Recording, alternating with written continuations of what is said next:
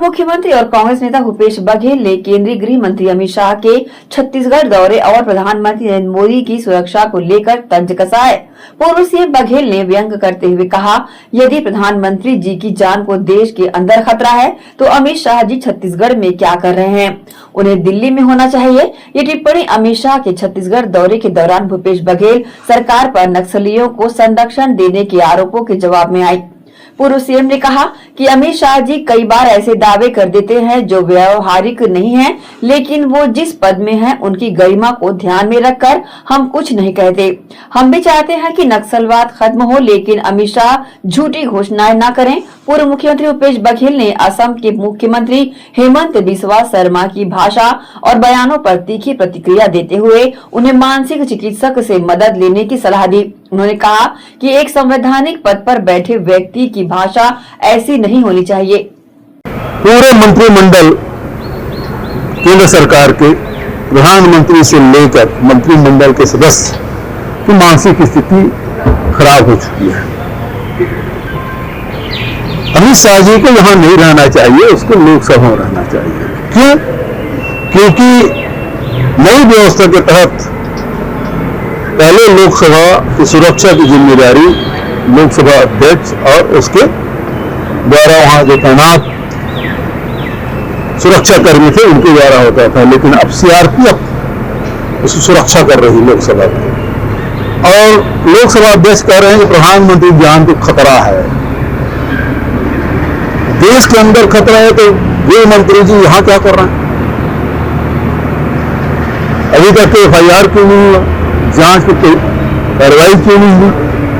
सीधी बात यह है कि अमित शाह जी जब आए थे और वो एक दौरा था, दो दौरे थे जिसमें मैं साथ में था, एक दौरा ऐसा था जिसमें मैं साथ में नहीं था, और ये सुकमा जिले के अंदरूनी क्षेत्र में गए थे और वहां कैंप में रुके और कैंप में हालचाल पूछने के बाद उन्होंने स्कूल के बारे में पूछा तो बोले सामने स्कूल है, वहां जब आप देखे तो वहां पढ़ाई हो रही। उसके बाद ये क्या है, बोले पीडीएस शॉप है, सरकारी शासकीय राशन दुकान है, तो जाके खुद निरीक्षण किया और वहां राशन मिल रहा था, भरा था गोडाउन और राशन मिल रहा था। औचक निरीक्षण किए थे उन्होंने। हम उससे भी कोरोना काल में भी उस एरिया में नीनपा के और जिसके बारे में कह रहे हैं तेरती की बात कर रहे हैं, उन सब जगह हमने राशन न केवल दुकान खोला बल्कि राशन कार्ड भी बनाए, जॉब कार्ड भी बनाए,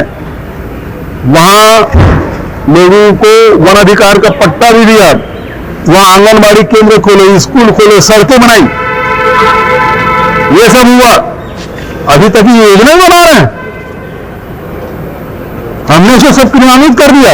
आज छीनगढ़ में, छीनगढ़ ब्लॉक सुकमा जिले का एक गांव में जो पक्की सड़क ना हो, हमने बनवाया, हमारी सरकार ने बनाई। आप यदि अबूझ मार्ग की तरफ जाए, इंद्रावती दो बड़े ब्रिज बनवाए, जिसके कारण से हमारे जो जवान है वो अंदरूनी क्षेत्र में घुस पाए। ये सब काम हमने किया है।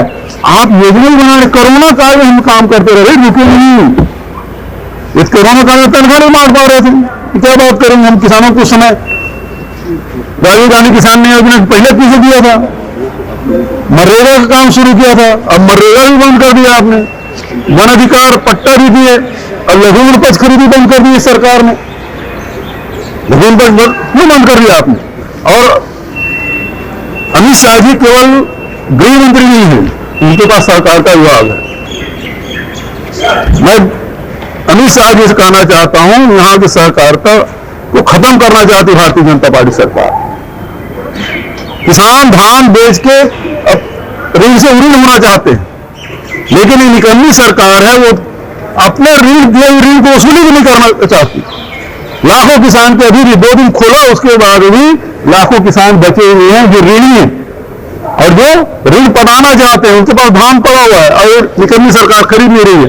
अमित शाह जी कम से कम अपने विभाग को देखो। सर, ना हो फिर गोली से बात की जाएगी। अमित शाह जी कई बार इस प्रकार से दावे कर देते हैं जो व्यवहारिक नहीं होता, लेकिन जिस पद में है उसकी गरिमा को ध्यान में रखते हुए कुछ बोलते नहीं। अनेक बार इस प्रकार की घोषणाएं कर चुके हैं। नक्सलवाद समाप्त तब माना जाएगा जब आप वहां से पैरामिलिट्री फोर्स विड्रॉ कर लीजिए, और नक्सलवाद समाप्त तब माना जाएगा जब वहां के जनप्रतिनिधियों को, अधिकारियों को जो आप Z+ सुरक्षा दिए हुए हैं, Z सुरक्षा दिए हुए, Y सुरक्षा दिए हैं, वो जिस दिन विड्रॉ हो जाएगा और आम नागरिक की तरह जनप्रतिनिधि भी घूमेंगे। जैसे यहाँ 2 PSO रहते हैं विधायकों के साथ मैदानी से या उत्तर में, उसी प्रकार से वहां भी जिस दिन हो जाएगा उस दिन मानेंगे कि नक्सलवाद समाप्त हो गया। अन्यथा इस प्रकार से घोषणाओं में कोई मतलब नहीं है। मार्च कितना दिन बचा है? 50 दिन। इसमें एक कैंप कम नहीं कर पाएगा अमित शाह, कर पाएंगे क्या? नहीं कर पाएंगे। कुछ झूठी घोषणाएं, लेकिन हाँ हम भी चाहते हैं कि नक्सलवाद समाप्त हो, इसलिए हमें कुछ बोलते नहीं। बिल्कुल होना चाहिए, जनप्रतिनिधि है। और सुप्रीम कोर्ट में भी जो आदेश हुआ उसमें उन्होंने कहा कि विधानसभा अध्यक्ष इसे फैसला करे, और ये अब दिन है विधानसभा अध्यक्ष पहले नहीं, और जब सुप्रीम कोर्ट ने उन्हें बेल दे दी है, अंतरिम बेल दिया हुआ है, उन्हें विधानसभा में शामिल होने का मौका मिलना चाहिए। वीडियो पोस्ट कर रही, बहुत विरोध हो रहा है। अब उसे किसी मानसिक चिकित्सक से उसकी सहायता लेनी चाहिए। वो विक्षिप्त हो चुके हैं। उनकी जो भाषा पिछले कुछ दिनों से हम लोग देख रहे हैं, वो भाषा किसी संवैधानिक पद में बैठे हुए व्यक्ति की भाषा नहीं हो सकती। इसलिए उन्हें किसी मानसिक चिकित्सा से परामर्श लेना चाहिए।